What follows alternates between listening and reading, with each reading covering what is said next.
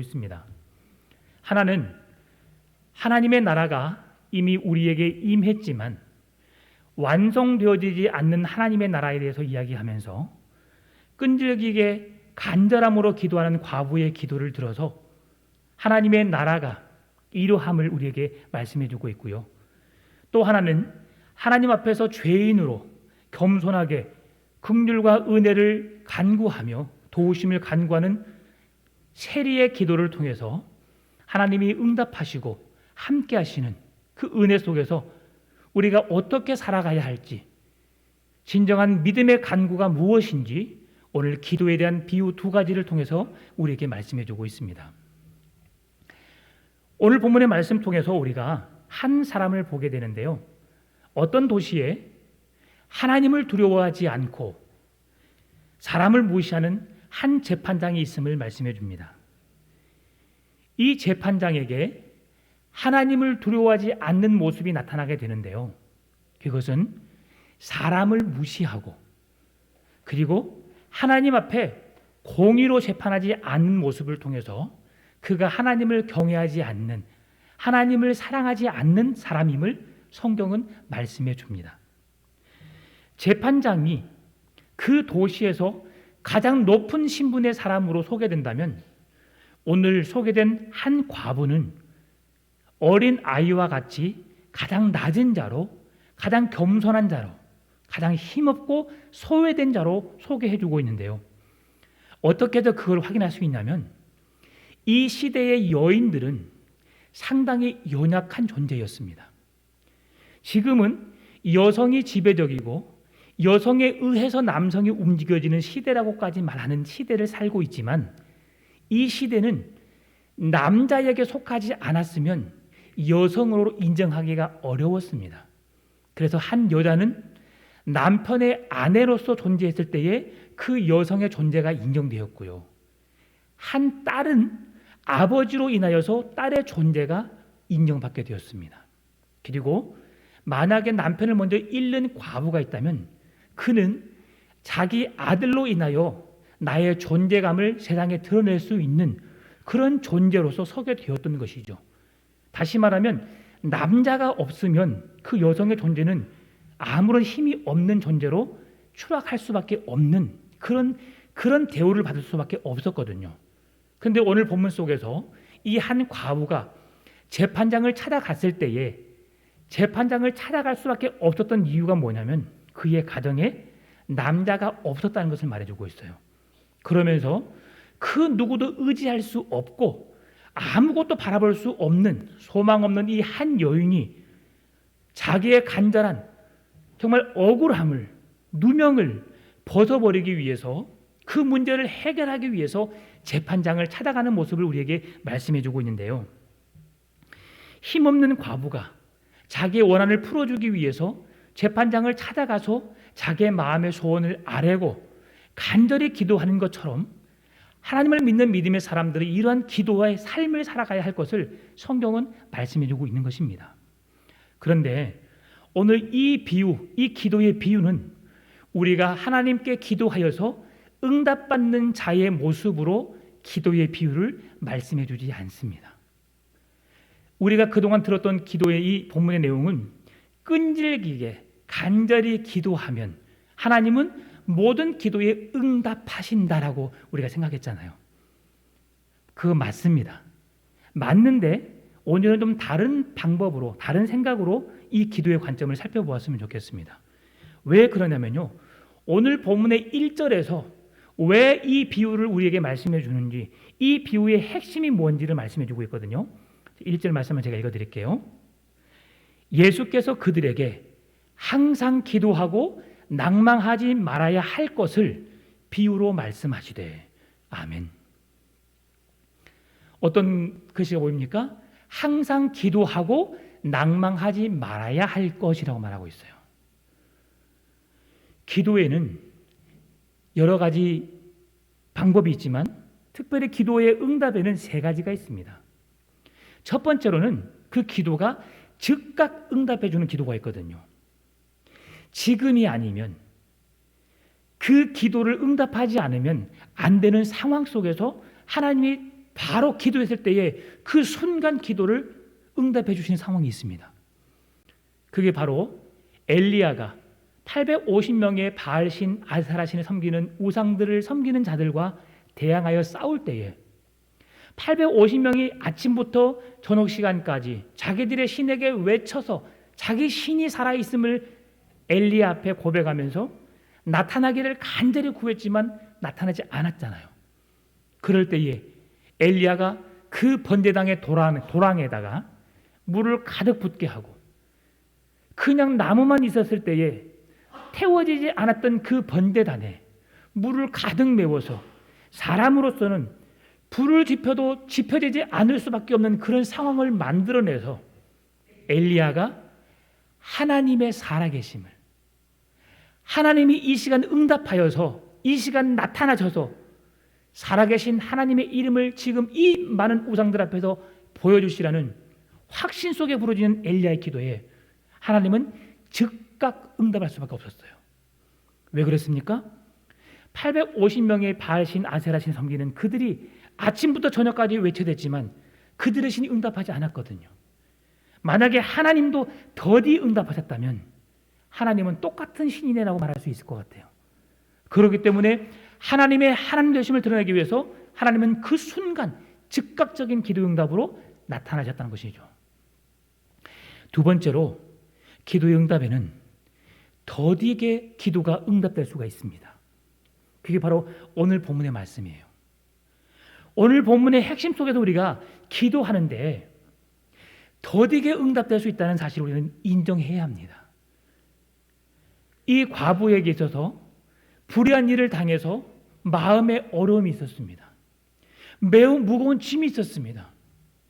재판장이 해결해 주지 않으면 가정엔 남자가 없기 때문에 자기에게 힘을 실어줄 수 있고 문제를 해결해 줄 그 누가 없기 때문에 그는 재판장 한 사람만 바라보고 그의 소원을 간청했던 거예요. 그런데 뒤에 살펴보겠지만 재판장은 최대한 연기하고 끌면서 그 일을 뒤로 미룹니다.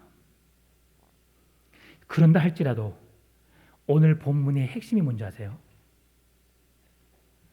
하나님께 간절히 부르짖는다, 끈적이게 기도한다, 맞는 말씀입니다. 그러나 하나님의 응답이 더디다 할지라도, 심지어는 하나님이 응답해 주지 않는다 할지라도 기도하는 자의 자세는, 믿음의 기도는 결코 낙심하지 않는다는 겁니다. 여러분, 하나님께 기도드리는 기도는 분명히 들으시고 우리에게 응답해 주신다고 말씀해 주고 있거든요. 너는 내게 부르짖으라, 내가 너에게 응답하겠고 크고 은밀한 일을 너에게 보여주리라 말씀하시지만 때로는 그 응답이 즉각 응답일 때가 있고 또는 더디게 응답이 될 수 있다고 하는 것이죠. 그런데 세 번째로는 어떤 기도가 응답했냐면 응답되지 않는 기도가 있다고 하는 겁니다. 저는 이 예를 들면서 항상 이런 말을 합니다.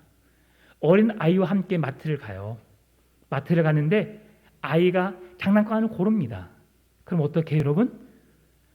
장난감이 필요하니까 내 형편이 맞고 부모의 기분에 따라서 기분이 좋을 때는 사주고 안 좋을 때는 다음에 사라고 그냥 데리고 오고 그러지 않습니까? 근데 대부분 사달라면 사주잖아요. 그런데 아이가 꼬맹이 한 2달, 3달 먹은 아이가 무시무시한 칼을 사달라고 해보십시오.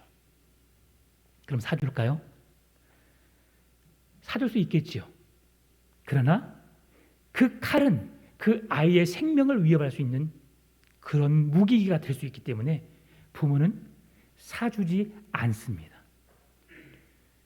무슨 말씀이냐면 하나님께 간절히 기도했는데 우리의 기도가 내 생명을 해하거나 내 신앙의 어려운 부분으로 끌어가게 되면 하나님은 우리가 간절히 기도했다 할지라도 그 기도를 응답하지 않을 수 있다고 하는 것입니다. 모든 기도에 응답이 있습니다. 즉각 응답이 있을 수 있고 더딘 응답이 있을 수 있고 기도에 응답이 되지 않는 기도가 될 수 있어요. 이 모든 것은 다 하나님의 응답의 방법입니다. 그런데 우리는 기도의 응답, 즉각적인 반응으로 응답해 주실 기도만 기도라고 생각해요. 그래서 오늘 본문의 1절에서 기도하지만 우리가 낙심하지 말 걸 말해주고 있거든요. 왜? 기도에는 응답될 수도 있고 더디게 응답될 수도 있고 응답되지 않을 수도 있기 때문에 믿음의 기도는 낙심하지 않고 하나님의 하나님 되심을 인정하며 그 모든 기도에 응답이 있음을 믿고 포기하지 않는 기도를 원하고 있다고 하는 것입니다. 사랑하는 성도 여러분, 오늘 기도의 1절에서 기도하지만 낙심하지 말고 기도하기를 원하시는 것은 이것이 진정한 믿음의 기도라는 것을 우리에게 가르쳐 주시기 위함입니다. 하나님, 내 기도에 응답하소서. 우리는 응답하지 않는 하나님을 향하여서 왜 기도에 응답하지 않습니까? 왜 내게 침묵하십니까? 라는 기도를 많이 하잖아요.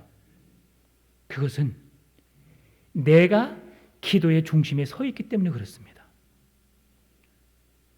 자녀가 뭔가를 구하면 부모가 자녀에게 해줄 때에 내가 능력이 되면 바로 해줄 수 있습니다. 때로는 능력이 안 될 수가 있어요. 해주고 싶은 마음은 간절하지만 천천히 해주고 싶을 때가 있거든요. 또한 아예 해로웠을 때에 그에게 지장이 어려움이 있었을 때에 안 해줄 수도 있는 상황이 생기거든요. 그런데 그 모든 기도의 중심에 내가 되다 보니까 하나님은 주려고 기다리고 있는데 한 번만 더 부르짖으면 하나님이 주시는데 나는 기다리지 못하고 인내하지 못하고 포기해버리는 거예요. 왜 하나님은 내게 기도 응답하지 않는 거야? 낙심함으로 인하여서 기도를 포기한다는 것입니다. 그래서 오늘 우리에게 기도의 방법을 가르쳐 주는데 낙심하지 말아야 할 것을 말씀해 주고 있는 거예요. 기도하는 사람은 낙심하지 말아야 한다.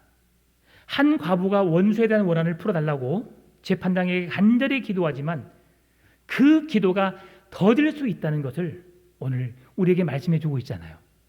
그럼에도 불구하고 끊임없이 기도했을 때에 그 재판장이 자기의 괴로움으로 인하여서 기도를 들어주었던 것처럼, 그러나 오늘 본문은 기도를 들어주셨지만 더디게라도 그 기도가 응답되었지만 기도가 응답이 되지 않는다 할지라도 우리가 믿는 하나님에 대한 신뢰, 하나님에 대한 기대를 저버리지 않고 하나님을 하나님으로 인정하며 그분을 온전히 믿고 신뢰할 수 있는 믿음을 갖기를 원한다는 것이죠.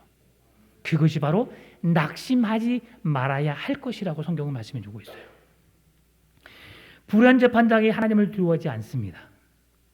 사람을 무시함으로 더딘 판결을 내림에도 불구하고 이 과부가 계속해서 간구하고 또 찾아가고 또 찾아갈 수 있었던 건 뭐냐면 이 여인은 낙심하지 않았습니다. 결코 포기하지 않았습니다. 좌절하지 않았습니다. 그리고 하나님께 소망을 두고 하나님의 은혜를 구하며 재판장 앞에 찾아가는 것이죠. 3절에서 재판장이 말하죠. 내 원수에 대한 나의 원한을 풀어주소서라는 과부의 간절한 기도에 재판장이 얼마 동안 듣지 않았다고 말씀해 주고 있어요. 그러나 과부의 끊임없는 간구를 통해서 재판장이 괴로워하기에도 충분한 그런 시간이었던 것 같아요. 자녀들 중에 어떤 자녀는 엄마 이거 해주세요 딱 한 번 말하는 사람이 있어요. 그게 우리 딸입니다. 엄마 아빠의 기억력을 믿는 거죠. 아들은 만날 때마다 말합니다.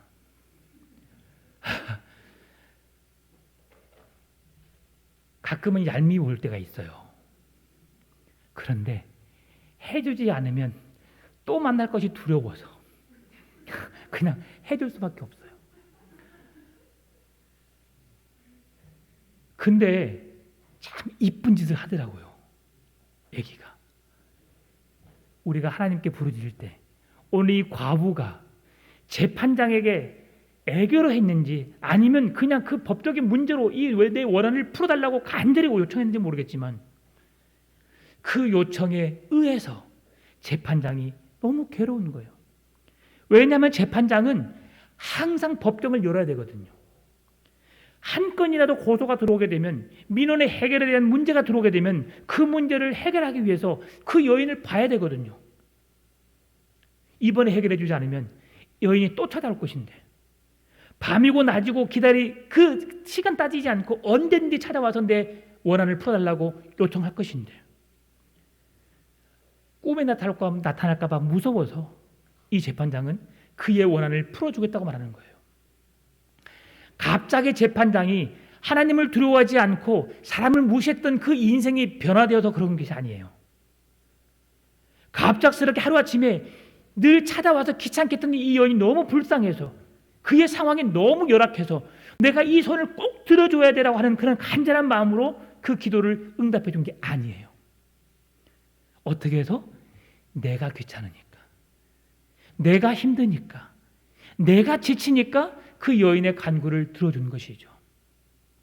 이 여인이 계속해서 찾아갈 수 있었던 것은 무엇입니까? 포기하지 않았다는 거죠. 더딘 응답에도 불구하고 실망하거나 낙심하지 않았다는 겁니다. 이게 우리가 믿음으로 나아가야 할, 우리가 기도해야 할 이유인 것입니다. 하나님이 내게 응답하지 않는다고, 하나님이 내게 더딘 응답을 해 주신다고 낙심하지 말 것을 말씀해 주고 있어요. 왜요? 하나님은 재판장과 다르니까. 재판장은 하나님을 무시하고 사람을 무시하고 하나님을 경외하지 않지만, 하나님은 우리 인간을 너무나도 사랑하십니다. 우리와 함께하길 원하시고요, 언제나 우리의 간구에 귀를 기울이시며 응답해 주시기 위해서 주님은 기다리고 있습니다. 여러분이 주님의 은혜를 사모함으로 그 말씀 앞으로 나아오기를 주님은 언제나 기다리고 있고 그것을 사모하고 있다는 것이죠. 사랑하는 자녀가, 사랑하는 남편, 사랑하는 아내가 무언가 내게 말해주지 않으면 우리는 모릅니다. 하나님은 알고 계심에도 불구하고 우리가 고백하기를 원하세요. 왜냐하면 우리가 하나님을 만날 수 있는 유일한 방법은 예수 그리스도의 이름입니다. 예수 그리스도의 이름이 아니고서는 우리가 하나님을 만날 수 없어요. 그래서 기도라는 방법을 통해서 하나님께 간구하라고 하는 거예요. 그 방법만이 하나님을 만나는 유일한 길이고, 그 방법만이 하나님의 도우심을 간구할 수 있는 유일한 방법이기 때문에 그렇습니다. 재판장이 오늘 과부 앞에 호의를 베푼 것처럼 나타나지만 결코 그렇지 않았죠. 이 기도의 핵심은 끈질긴 과부의 기도에 있었고, 포기하지 않고 낙심하지 않고 실망하지 않고 계속해서 간구했던 것을 우리에게 보여줍니다. 사랑하는 성도 여러분, 그래도 우리가 기도할 때는 내가 누구에게 기도하는지를 분명하게 인식하고 기도해야 합니다. 그냥 입에서 막 뭔 기도를 했는지도 모르게 기도하는 기도가 아니라, 한 고백을 했다 할지라도 내가 만군의 여호와 하나님, 온 우주 만물을 창조하신 전능하신 하나님 앞에 내 마음의 소원을 아뢰고 고백하고 기도한다는 사실을 여러분 기억하고 그 믿음으로 간구할 때 하나님이 기도를 들으신다는 거예요. 오랜 시간을 기도해도 그 간절함으로 하나님 앞에 간구하는 기도를 들으신다는 거예요. 그리고 그 기도를 잊지 아니하시고 언제나 기억하셔서 하루빨리 응답해 주시길 원하시는 그 하나님 앞에 간절함으로 나아갈 수 있기를 바랍니다. 불의한 재판장이 말한 대로 6절 8절에서는 이렇게 말하고 있죠. 주께서 또 이르시되 불의한 재판장이 말한 것을 들으라. 하물며 하나님께서 그 밤낮 부르짖는 택하신 자들의 원한을 풀어주지 아니하시겠느냐. 그들에게 오래 참으시겠느냐. 내가 너희에게 이르노니 속히 그 원한을 풀어주시리라. 그러나 인자가 올 때에 세상에서 믿음을 보겠느냐 하시니라. 아멘. 이 말씀이 바로 재판장과 하나님이 다른 이유입니다. 재판장은 하나님을 두려워하지 않고 사람을 무시했지만, 하나님은 우리 인간들을 사랑하셨고 우리의 기도에 귀를 기울이시며 응답해 주시길 위해서 기다리고 있다고 하는 것이죠. 그리고 우리의 간구에 불의한 재판장은 오래도록 버티고 버티다가 결국 본인이 귀찮아서 어쩔 수 없이 들어주었지만 나는 사랑하는 백성이 간구하는 그 간구이기 때문에 내가 더 빨리 속히 응답해 주겠다라고 말씀하는 거죠. 그런데 이 기도 속에서 우리가 기억해야 될 게 뭡니까? 믿음의 기도는 실망하지 않는다. 믿음의 기도는 낙심하지 않는다. 믿음의 기도는 끝까지 포기하지 않고 기다린다는 거죠. 그렇게 기도할 때에 하나님이 즉각 응답해 주시든 더디 응답해 주시든 때로는 그 기도가 응답되지 않는다 할지라도 우리는 믿음으로 설 수 있는 것입니다. 왜요?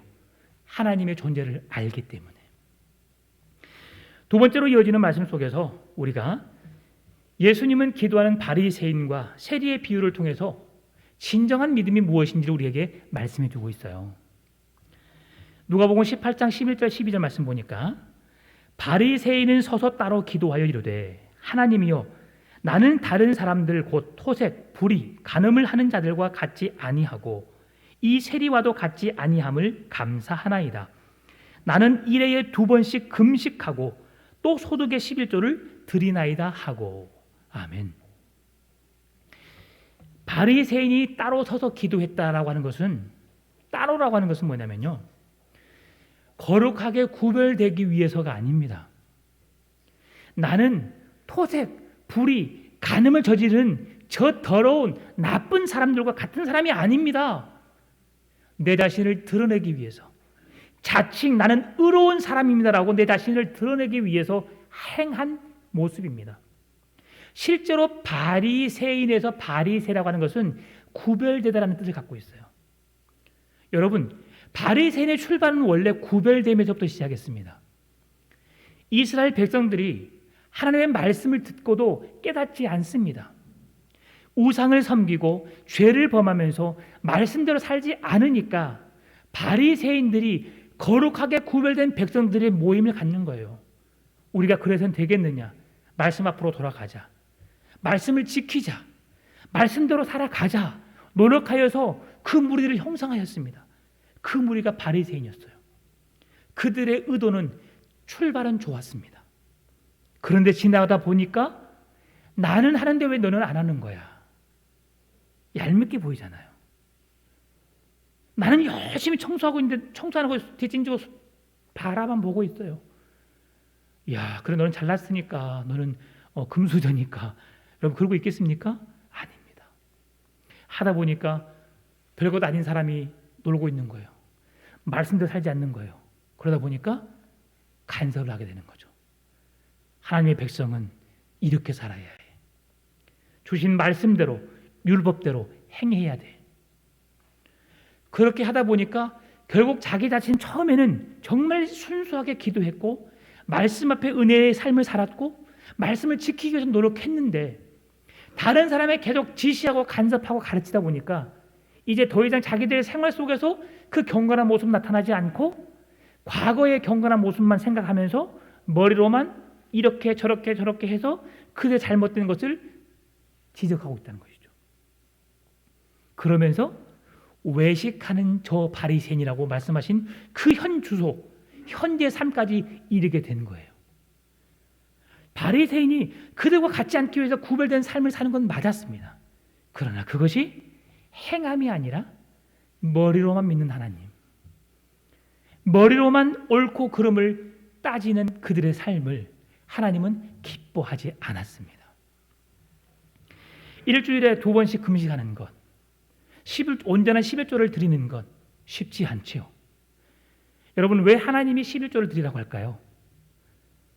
돈이 없어서? 아니죠.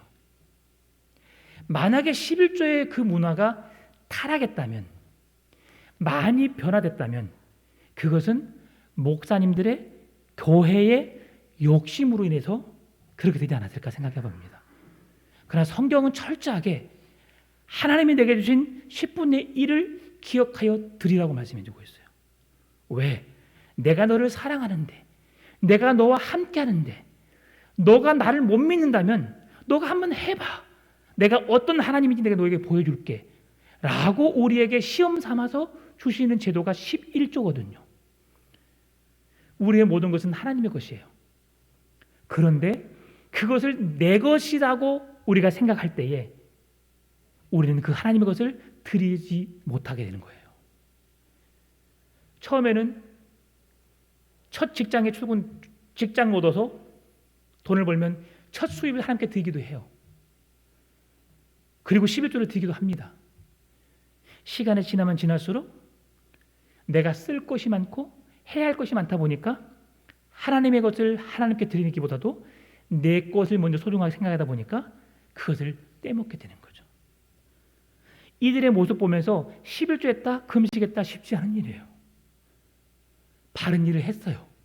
그럼에도 불구하고 이것이 진심이 아닌 가식적인 남에게 나타내기 위한 얼마나 힘들었을까요?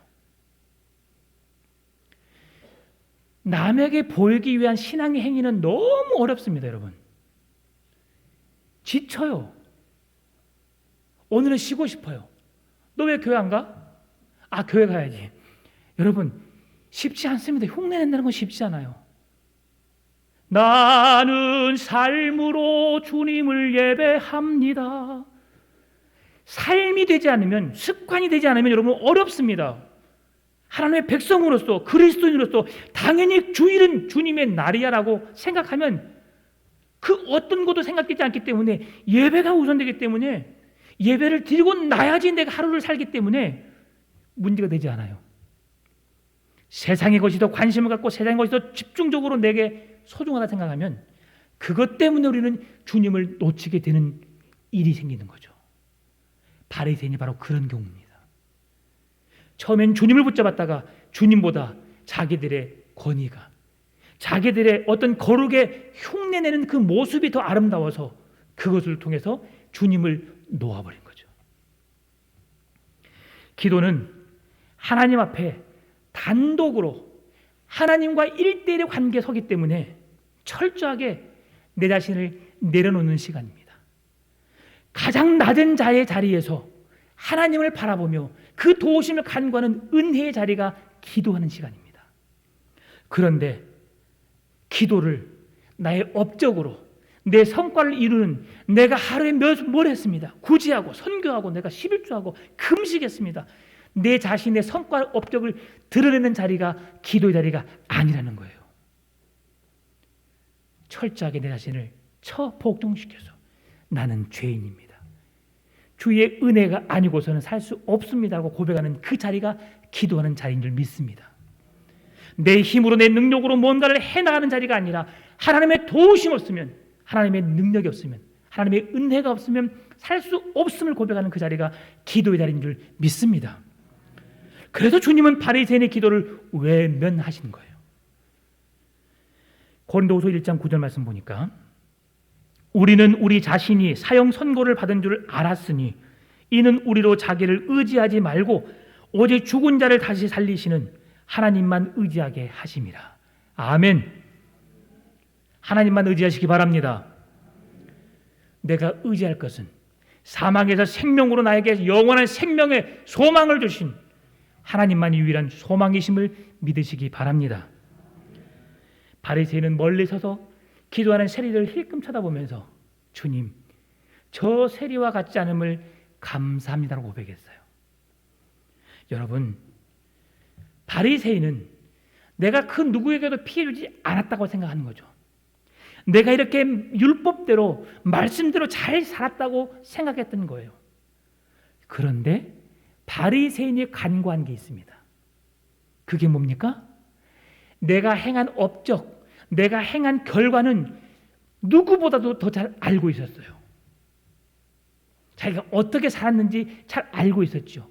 그러나 하나님께서 바리새인에게 베푸신 은혜를 잊고 살았습니다. 그게 무엇입니까?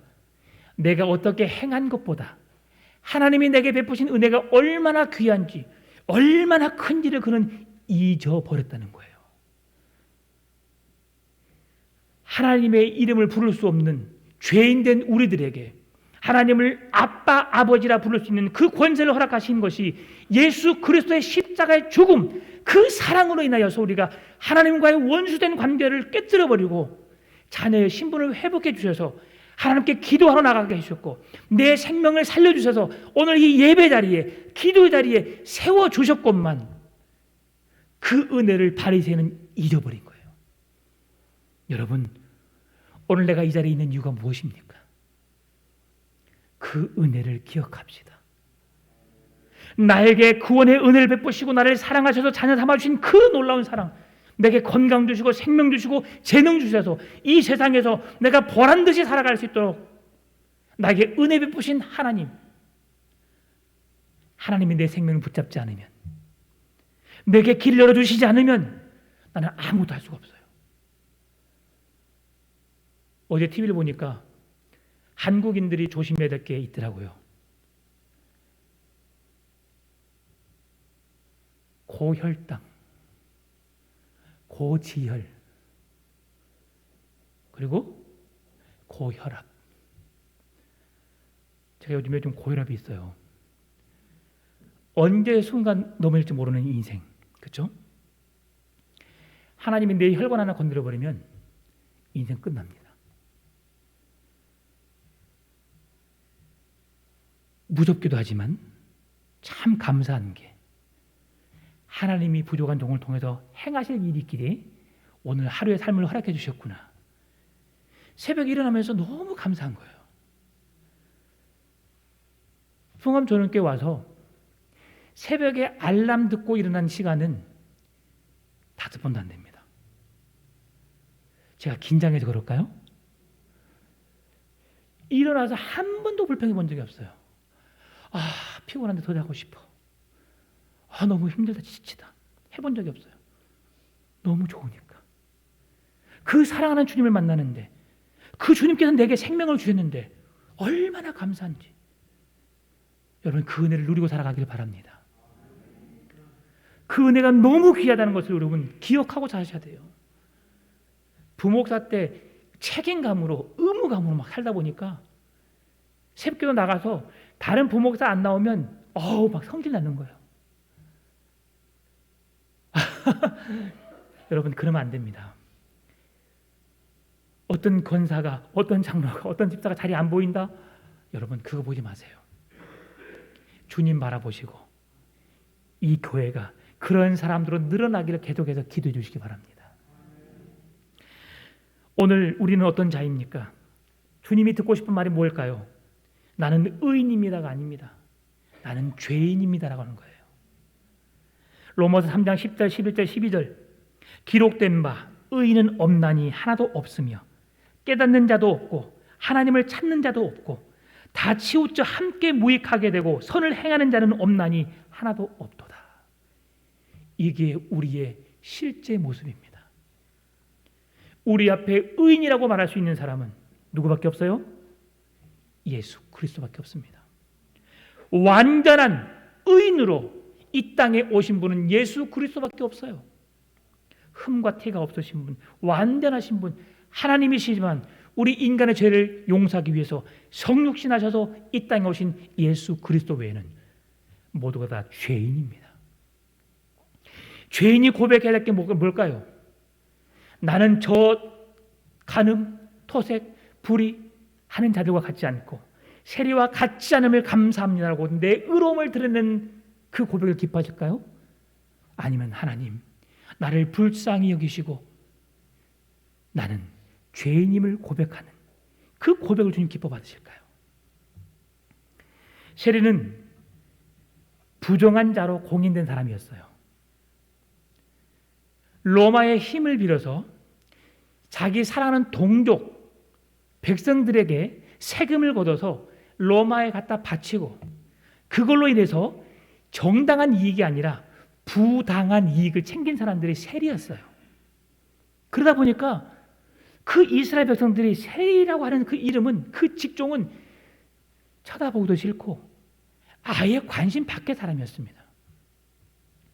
이들은 사람들에게 피해를 주는 깡패와도 같은 존재였었어요.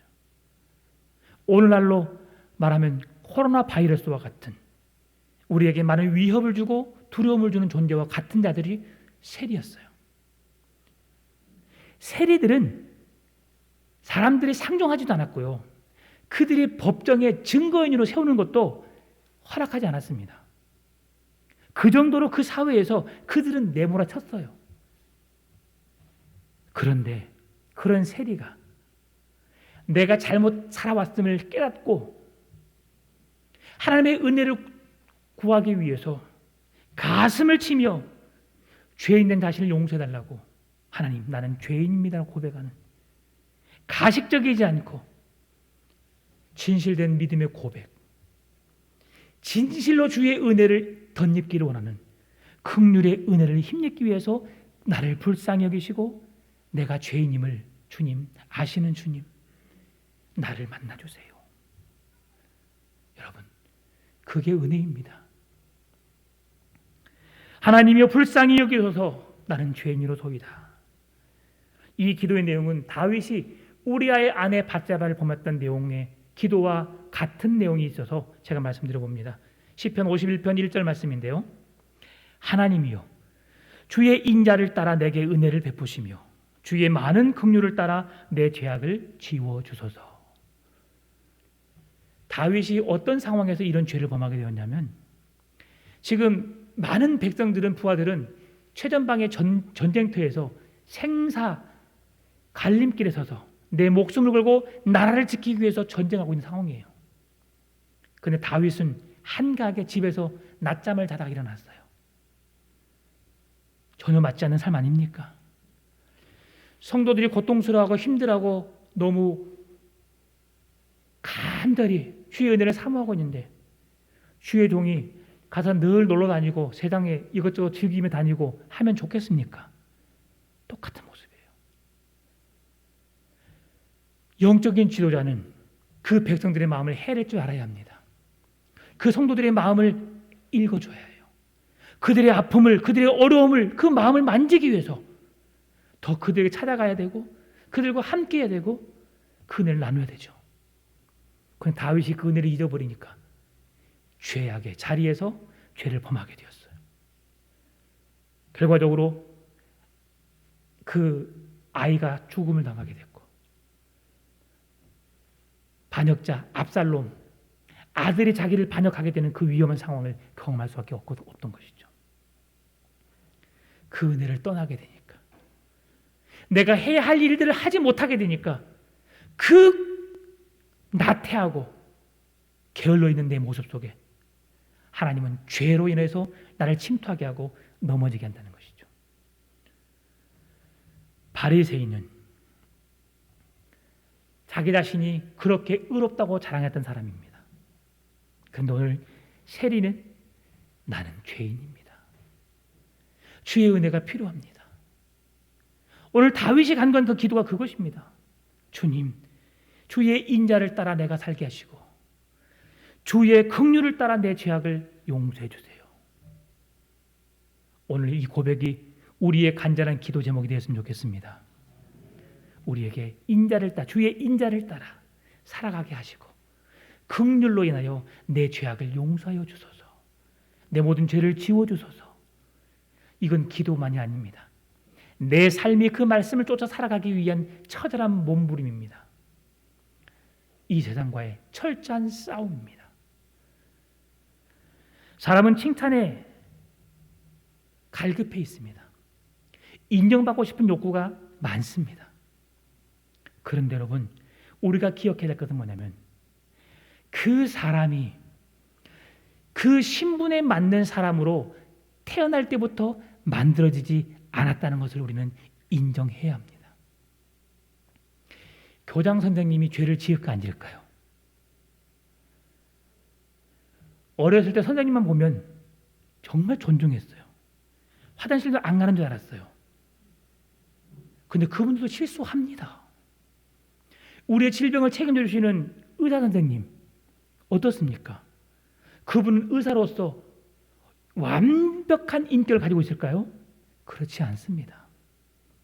사람의 인격은, 사람의 그 자리는 사람으로 하여금 그렇게 살아가도록 노력하는 자리이지 완벽하게 만들어져서 세워진 자리가 아닙니다. 목사면 거짓말 할까 안 할까요?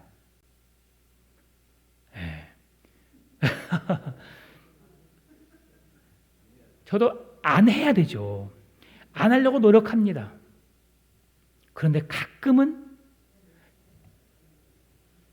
하게 되더라고요. 나도 모르게. 근데 저는 거짓말 안 하려고 노력해요. 제가 신학교 다니면서 한 전사님에게 제가 감동을 받았거든요. 제가 조금 시간이 가지만 조금 놀기를 좋아했었어요. 그래서 놀러 갔는데 한 전사님이 사역하는 교회 집사님이 전화가 왔어요. 전사님 어디세요? 그러니까는 저요? PC방이요. 그러더라고요. 내가 깜짝 놀라서 저는 한번 따라갔었거든요. 근데 그때 그 말 듣고 내가 충격받았어요. 전사님 왜 PC방이라고 말합니까? 차라리 도서관이라 말하고 다른 말을 하지 라고 내가 말했더니 내가 왜 하나님 앞에서 내가 지금 PC방에 왔는데 내가 이것은 내가 죄를 짓고 내가 잘못했다고 생각하지 않아. 내가 바르게 했다고 생각하기 때문에 나는 그걸 떳떳하게 말할 수 있어. 그리고 고백하더라고요. 그거구나. 그리스도인은 내가 어느 위치에 어느 자리에 있다 할지라도 내가 죄를 범하지 않는다면 하나님 앞에 죄가 되지 않는다면 떳떳하게 말할 수 있는 자가 되어야 되겠구나. 그러면서 저도 최대한 거짓말 안 하려고 합니다. 근데 저도 모르게 하얀 거짓말을 할 때가 있고 그럴 때가 있더라고요. 왜? 사람이기 때문에. 말씀을 마무리합니다. 하나님은 스스로 낮추는 자를 높이십니다. 바리새인과 같이 자기 의의 행렬에 서서 교만하고 자신을 드러내고 내가라고 하는 사람은 주님 기뻐하지 않습니다. 오늘 본문의 말씀 속에서 뭐라고 말씀합니까? 14절 말씀. 내가 너희에게 이르노니 이에 저 바리새인이 아니고 이 사람이 세리가 의롭다 하심을 받고 그의 집으로 내려갔느니라. 무릇 자기를 높이는 자는 낮아지고 자기를 낮추는 자는 높아지리라 하시니라. 여러분, 섬김의 왕으로 오신 지극히 낮은 자의 자리에서 우리 인간을 위해 죽기까지 사랑해 주신 주님을 본받는 우리의 삶이 되시기를 바랍니다. 우리의 기도가 응답되지 않을 수 있습니다. 더디 응답될 수 있습니다. 즉각 응답될 수 있습니다. 그러나 내가 기도하는 그 하나님의 존재를 바라보고 낙심하지 맙시다. 포기하지 맙시다. 끈질긴 기도로 간구로 하나님 앞에 온전히 섭시다. 교만하지 말고 나는 죄인입니다. 주님의 은혜로 살아간다는 고백 속에서 오늘도 내일도 힘있게 주님과 함께 행복한 신앙의 걸음을 걸어가는 여러분의 삶이 되시기를 주의 이름으로 축원합니다. 하나님 감사합니다. 예수님처럼 살고 싶습니다. 예수님처럼 온전한 믿음의 사람으로 서고 싶습니다. 기도가 더딘다 할지라도 기도의 응답이 없다 할지라도 포기하지 않고 하나님께 간구하는 믿음이 흔들지 않게 해주시고 믿음의 기도로 주님의 도우심을 간구하며 주님과의 함께 동행의 삶을 살아갈 수 있도록 도와주옵소서. 감사합니다. 살아계신 예수님의 이름으로 기도드립니다. 아멘. 말씀을